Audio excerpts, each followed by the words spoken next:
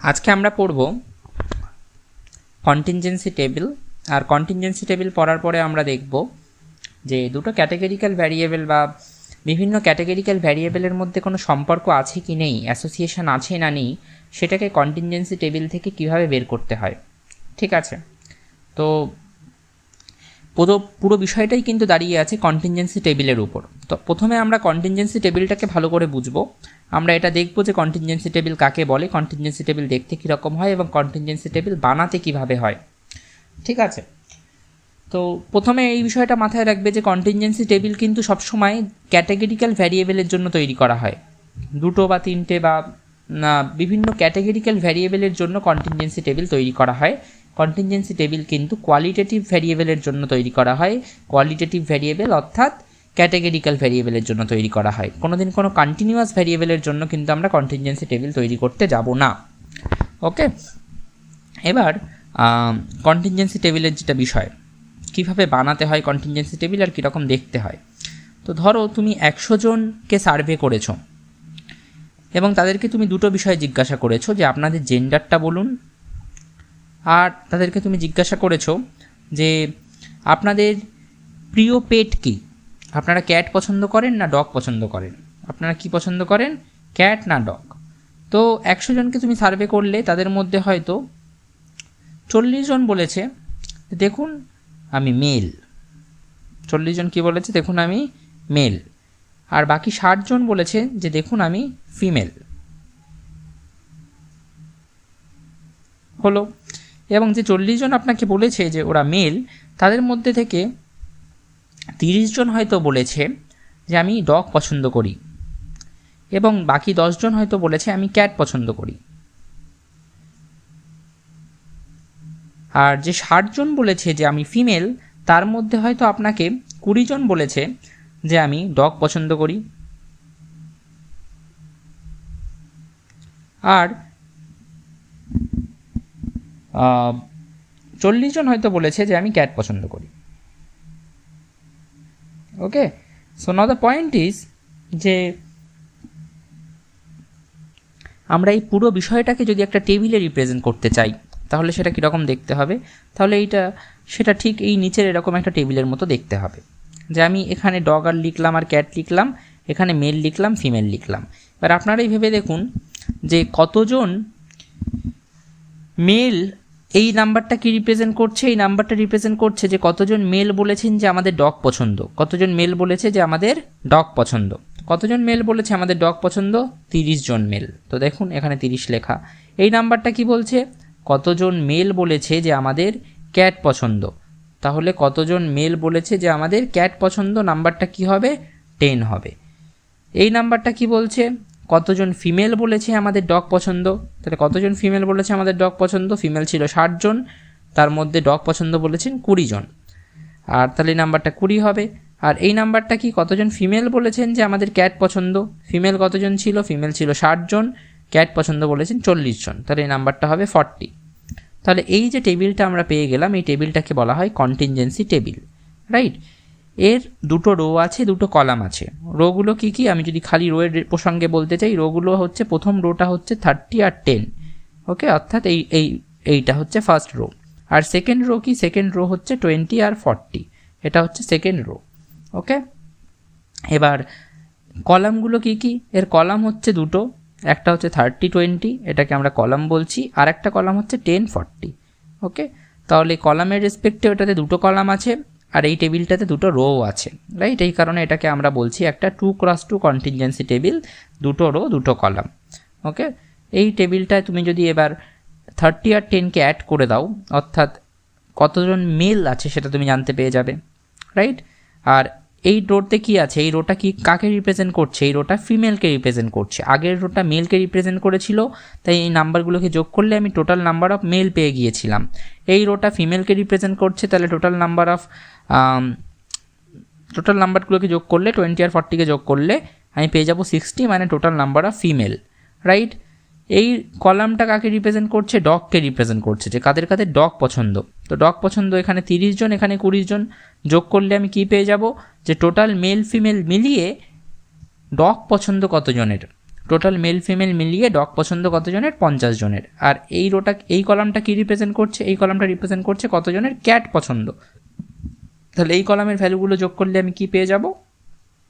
যে total male female মিলিয়ে cat পছন্দ কতজনের, অর্থাৎ 10 + 40 50 জনের, 50 জনের, রাইট। এবার তুমি এই টোটাল এটাকে বলা হয় রো টোটাল, এটাকে বলা হয় কলাম টোটাল। কেন কলাম টোটাল? দেখো আমি এই ডগের যে কলামটা, সেই কলামের 30 আর 20টাকে যোগ করে এই 50টা পেলাম। আবার এই ক্যাটের যে কলামটা 10 আর 40 যোগ করে আমি এই 50টা পেলাম। তো এটাকে বলা হবে কলাম টোটাল। এই 50কেও বলা হবে কলাম টোটাল, এই 50কেও বলা হবে কলাম টোটাল, রাইট। আবার এই মেলটা কি? মেলটা তো রোতে রয়েছে। মেলের এই রোর 30 আর 10টাকে যোগ করে আমি 40 পেলাম, তাহলে এই 40টাকে বলা হবে রো টোটাল। আবার ফিমেলের এই 20 আর 40কে যোগ করে আমি 60 পেলাম, এটাকেও বলা হবে রো টোটাল। এবার তুমি রো টোটাল বরাবর যোগ করে দাও বা এই কলাম টোটাল বরাবর যোগ করে দাও, তুমি একই রেজাল্ট পাবে, সেটা হচ্ছে 100। তুমি এই 40 আর 60কে যোগ করো, অর্থাৎ এই রো টোটাল, এটা রো টোটাল, এটাও রো টোটাল, এই দুটো রো টোটালকে যোগ করো, তাতেও তুমি 100 পাবে। আবার এটা কলাম টোটাল, এটাও কলাম টোটাল, এই কলাম টোটাল দুটোকে যোগ করো, তাতেও তুমি 100ই পাবে। ওকে, এখানে সেভাবেই করা আছে। দেখো এই কলামের অবজারভেশনগুলোকে যোগ করলে যেটা পাই আমরা, সেটা কলাম টোটাল। আবার রোয়ের অবজারভেশনগুলোকে যোগ করলে, অর্থাৎ এই O11 + O12 করে যোগ করলে রো টোটাল পেয়ে যাই, আর O21 + O22 যোগ করলে রো টোটাল পেয়ে যাই। এবার তুমি column total plus column total করো, তাতেও গ্র্যান্ড টোটাল পাবে, আর row total plus row total করো, তাতেও গ্র্যান্ড টোটাল পাবে, এবং দুটো টোটাল সেমই হবে। ওকে, সেটা নিয়ে আমি আর বেশি ইলাবোরেট করছি না।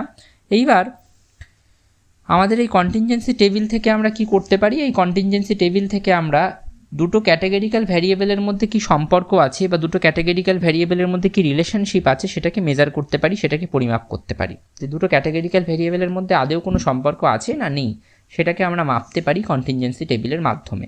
কিন্তু কন্টিনজেন্সি টেবিল কিন্তু তোমাকে এটা কোনোদিনই বলে দেবে না যে দুটো ক্যাটাগরিক্যাল ভ্যারিয়েবলের মধ্যে কোনো সম্পর্ক বা রিলেশনশিপ আছে না নেই।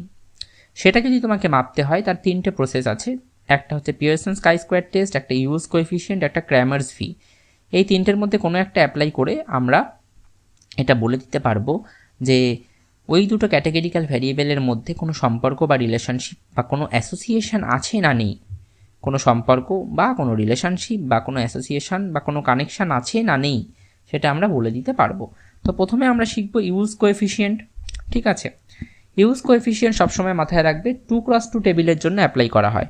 অর্থাৎ যদি কোনো কোনো কন্টিনজেন্সি টেবিলে, মানে আচ্ছা আরেকটা বিষয় একটু বলে নিই, ইউজ কোএফিসিয়েন্ট ইউজ করো বা ক্র্যামার্স ভি ইউজ করো বা পিয়ারসন কাই স্কোয়ার টেবিল ইউজ করো, তোমাকে কিন্তু সবার আগে কন্টিনজেন্সি টেবিলটা বানিয়ে নিতে হবে, বা বেশিরভাগ ক্ষেত্রে কন্টিনজেন্সি টেবিলটা কোয়েশ্চেনে দেওয়াও থাকতে পারে। মোট কথা কন্টিনজেন্সি টেবিলটা তোমাকে আগে বানিয়ে নিতে হবে।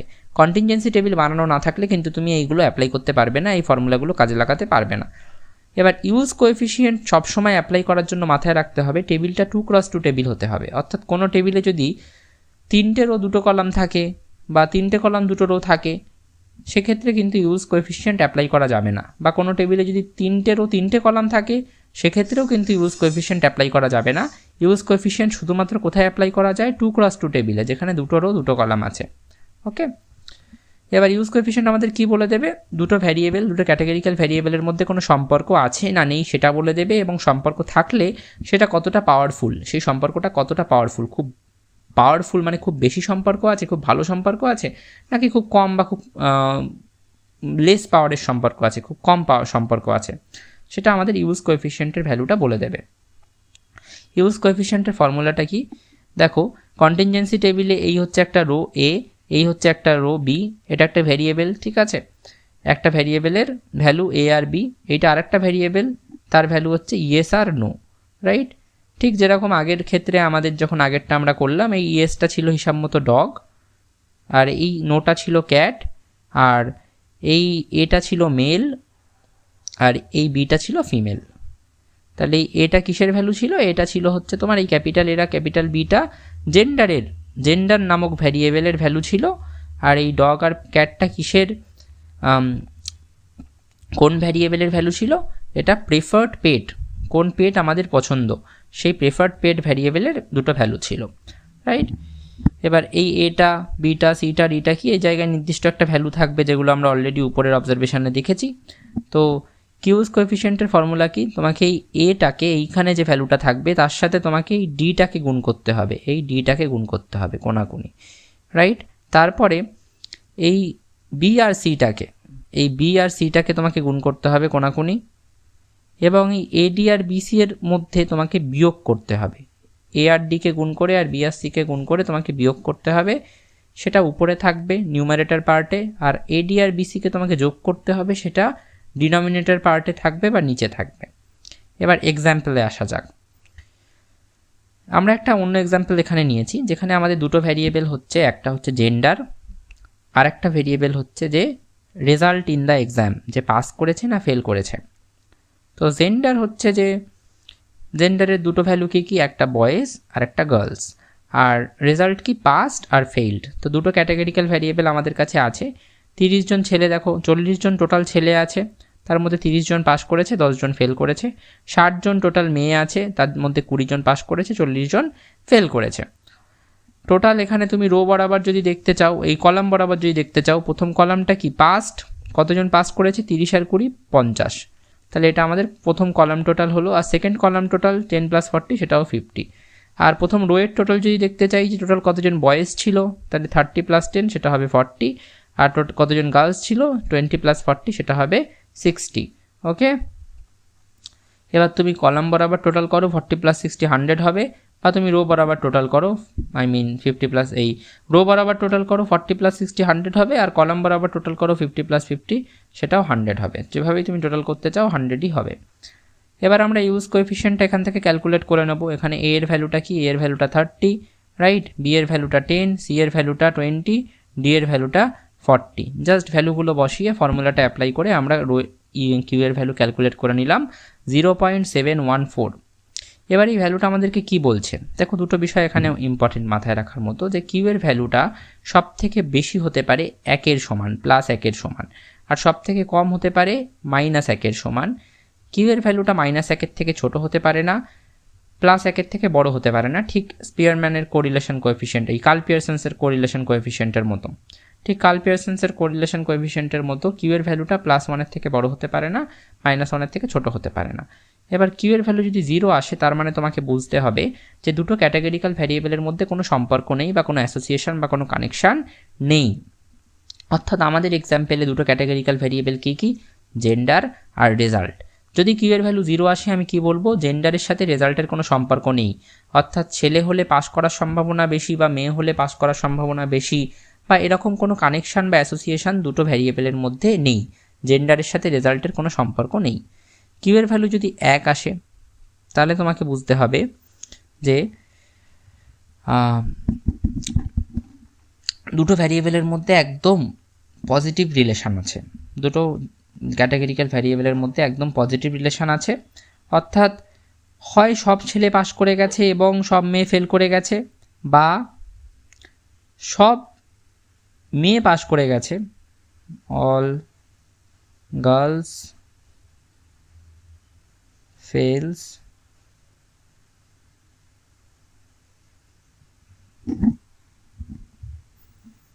all boys pass।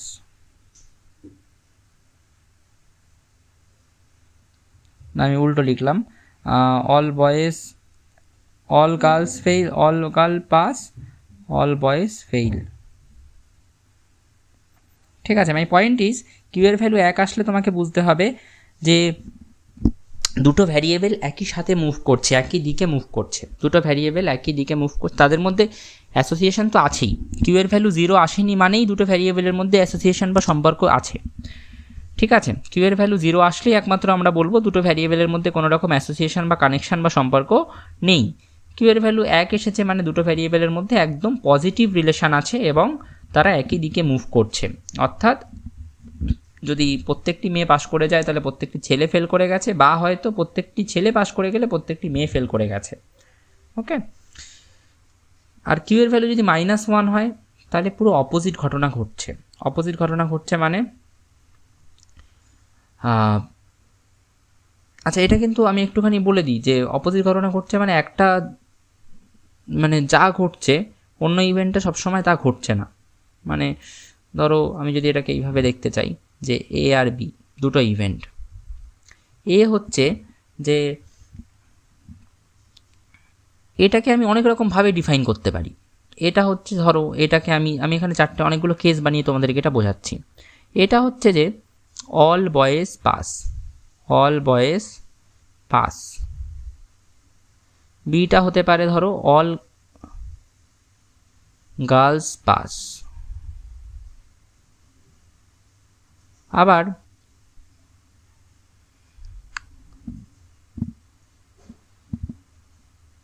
এটা হতে পারে অল বয়েজ ফেইল।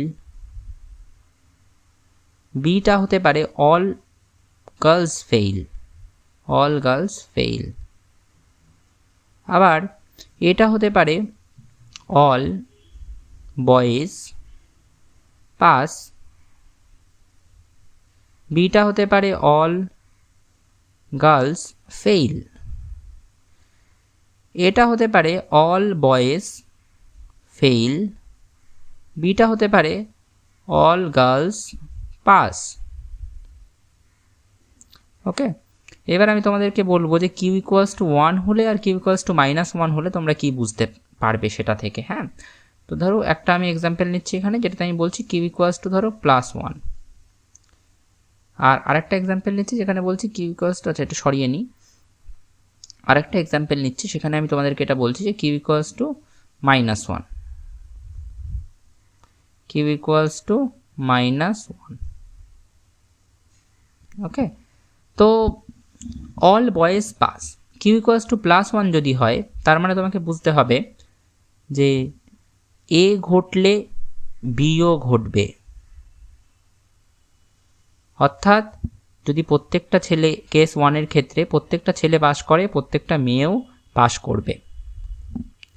যদি কিউ ইকুয়ালস টু +1 হয় কেস 2 ক্ষেত্রে, এ ঘটলে বিও ঘটবে। মানে যদি প্রত্যেকটা ছেলে ফেল করে যায়, প্রত্যেকটা মেয়েও ফেল করে যাবে। এ ঘটলে বিও ঘটছে, যদি এ ঘটে বিও ঘটছে, এ ঘটে বিও ঘটছে। এটা কখন হবে? যখন কিউ +1 সমান হবে।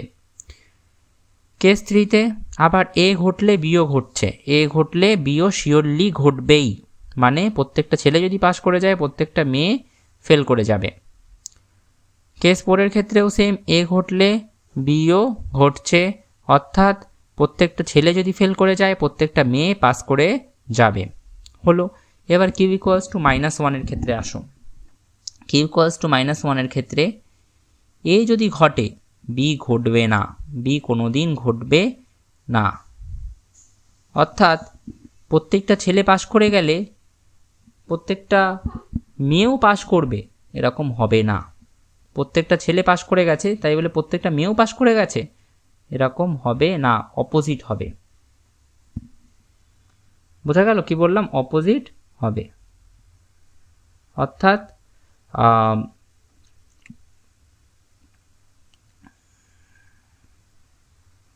অপোজিট হবে ইন দ্য সেন্স, আমি বুঝিয়ে দিচ্ছি সেটাও।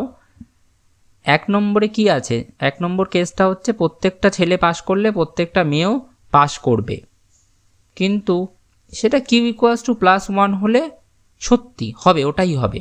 এ ঘটলে বিও ঘটবে, অর্থাৎ প্রত্যেকটা ছেলে পাস করলে প্রত্যেকটা মেয়েও পাস করবে। কিন্তু কিউ এর ভ্যালু -1 আসলে সেটাকে আমরা কিভাবে ইন্টারপ্রেট করব? তখন আমাদেরকে বলতে হবে এ ঘটলে বি ঘটবে না। অর্থাৎ প্রত্যেকটা ছেলে যদি পাস করে যায়, এ যদি ঘটে যায়, তাহলে বি তো ঘটবেই না, এবং তার সাথে ঘটবে কি? ঘটবে হচ্ছে all girls will fail. Opposite হবে একদম। কি বললাম? All girls will fail. Completely অপোজিটটা হবে। কেস 2 এর ক্ষেত্রে যদি আমি বলতে চাই, এ ঘটে গেলে, কিউ যদি -1 হয়, এ ঘটে গেলে বি কিন্তু ঘটবে না, এবং সেক্ষেত্রে আমি কি বলবো? সেক্ষেত্রে আমি বলবো বি তো ঘটবেই না, অল বয়েজ ফেল করে গেছে, তাহলে তার অপোজিটটা হবে বি এর ক্ষেত্রে। অর্থাৎ অল গার্লস সেক্ষেত্রে পাস করে যাবে, ফেল করে যাবে না। কি হবে সেক্ষেত্রে? All girls will pass.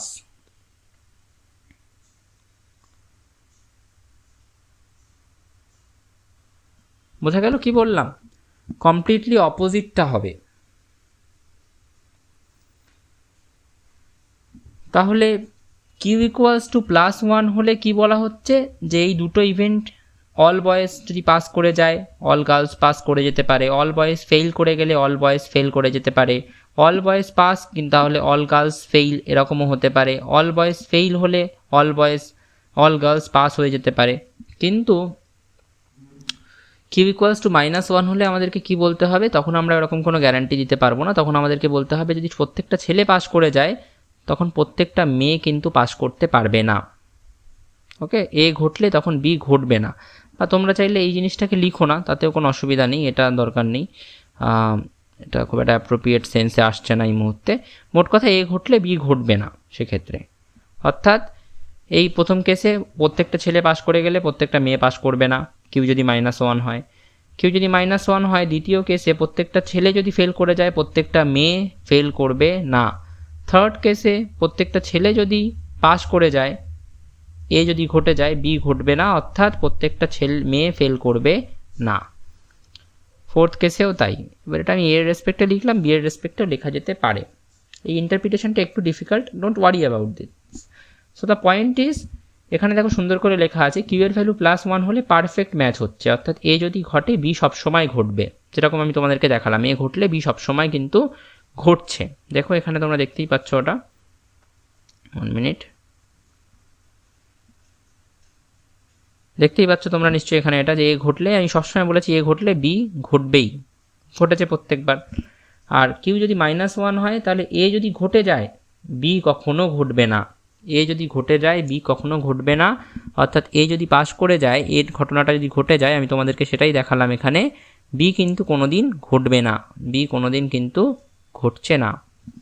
Okay, so just ইভেন্টগুলো দিয়ে দেখালাম, ইভেন্টগুলো চেঞ্জও হয়ে যেতে পারে। এবার আমাদের এখানে কিউ এর ভ্যালুটা আমাদেরকে কি বলছে, আমাদের এখানে কিউ এর ভ্যালুটা বেরিয়েছে 0.714 প্লাস 0.714, প্লাস মানে হচ্ছে পজিটিভ রিলেশন, অর্থাৎ কিউ এর ভ্যালুটা পজিটিভ এসেছে মানে আমরা কি বলতে পারি যে দুটো ভ্যারিয়েবলের মধ্যে, দুটো ক্যাটাগরিক্যাল ভ্যারিয়েবলের মধ্যে পজিটিভ রিলেশন আছে, পজিটিভ অ্যাসোসিয়েশন আছে।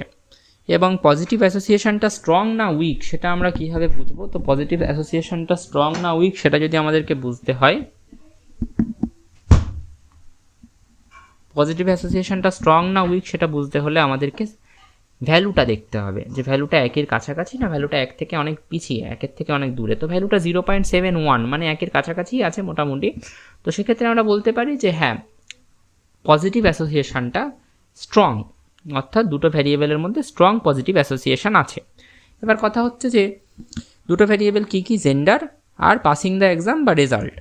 তো এই দুটো ভ্যারিয়েবল জেন্ডার আর রেজাল্টের মধ্যে পজিটিভ অ্যাসোসিয়েশন আছে সেটা তো হলো, কিন্তু এবার যেটা বিষয় সেটা হচ্ছে যে এই দুটো ভ্যারিয়েবল, যে দুটো ভ্যারিয়েবলের কথা বলা হচ্ছে জেন্ডার আর রেজাল্ট, সেই দুটো ভ্যারিয়েবলের মধ্যে অ্যাসোসিয়েশনটাকে আমি এক্সপ্লেন করব কি করে। অর্থাৎ পজিটিভ অ্যাসোসিয়েশন তো মানলাম, কিন্তু ওই দুটো ভ্যারিয়েবলের মধ্যে ছেলেরা বেশি পাস করে যাচ্ছে, মেয়েরা বেশি ফেল করে যাচ্ছে, নাকি ছেলেরা বেশি ফেল করে যাচ্ছে মেয়েরা বেশি পাস করে যাচ্ছে, এই বিষয়টাকে আমি ইন্টারপ্রেট করব কি করে, এটাকে আমি বোঝাবো কি করে। তো তার জন্য আমাদেরকে হেল্প নিতে হবে, সেটা কিন্তু আমাদের এই ভ্যালুটা বলে দিতে পারবে না। অর্থাৎ ভ্যালুটা এটা বলে দিতে পারবে যে জেন্ডার আর পাসিং দ্য এক্সাম বা রেজাল্টের মধ্যে একটা পজিটিভ অ্যাসোসিয়েশন আছে, স্ট্রং পজিটিভ অ্যাসোসিয়েশন আছে, কিন্তু সেই স্ট্রং পজিটিভ অ্যাসোসিয়েশন থেকে ভ্যালুটা কিন্তু এটা বলে দিতে পারবে না যে ছেলেরা বেশি ফেল করছে মেয়েরা বেশি পাস করছে, নাকি ছেলেরা বেশি পাস করছে মেয়েরা বেশি ফেল করছে। সেই অ্যাসাইনমেন্টটা কিন্তু আমাদের ভ্যালুটা দিতে পারবে না। তার জন্য আমাদেরকে টেবিলটা দেখতে হবে। তো টেবিলটা দেখলেই তুমি বুঝতে পারবে 40টা ছেলে ছিল তার মধ্যে 30টা পাস করেছে, 60টা মেয়ে ছিল তার মধ্যে মাত্র 20টা পাস করেছে। তাহলে অবশ্যই ছেলেরা বেশি পাস করছে মেয়েরা বেশি ফেল করে যাচ্ছে। তো এখান থেকে আমরা আমাদের ইন্টারপ্রিটেশনটা লিখব যে এই ভ্যালুটা আমাদেরকে বলে দিয়েছে একটা স্ট্রং পজিটিভ অ্যাসোসিয়েশন আছে, এবং টেবিল থেকে আমাদের ডেটাটা দেখে আমরা এটা বলতে পারি যে boys are more likely to pass, ছেলেরা বেশি পাস করতে পারে আর মেয়েরা বেশি ফেল করে যেতে পারে, girls are more likely to fail. এবং এই স্ট্রেংথটা কতটা পাওয়ারফুল, এই স্ট্রেংথটা প্রায় 71.4% পাওয়ারফুল, কারণ আমরা এই ভ্যালুটা থেকে সেটা দেখতে পেয়েছি, স্ট্রেংথটা বেশ ফেয়ারলি স্ট্রং। এখানে দেখো লেখা আছে Q tells you how strong the association is, Q তোমাকে এটা বলে দেবে যে অ্যাসোসিয়েশনটা কতটা স্ট্রং, কিন্তু কোন গ্রুপটা বেটার, ছেলেরা বেটার না মেয়েরা বেটার, ছেলেরা বেশি পাস করছে নাকি মেয়েরা বেশি পাস করছে, সেটা কিন্তু বলতে পারবে না। কিউ তোমাকে জাস্ট অ্যাসোসিয়েশনটা স্ট্রং কিনা সেটা বলে দেবে। এবং তোমাকে যদি বুঝতে হয় যে স্পেসিফিক ক্লেম যদি করতে হয়, এটা যদি বলতে হয় যে boys are more likely to pass বা girls are more likely to pass বা boys are more likely to fail, এরকম কোনো ক্লেম যদি করতে হয়, এরকম কোনো পয়েন্ট যদি বলতে হয়, তার জন্য কিন্তু তোমাকে কন্টিনজেন্সি টেবিলটা দেখে তারপরে সেটা বলতে হবে। সেটা কিন্তু তুমি কিউ এর ভ্যালু দেখে বলতে পারবে না। কিউ এর ভ্যালু দেখে তুমি জাস্ট এটাই বলতে পারো যে ক্যাটাগরিক্যাল ভ্যারিয়েবলগুলোর মধ্যে কোনো অ্যাসোসিয়েশন বা কোনো কানেকশান আছে না নেই। Okay, so this is the concept of the use queue. Thank you.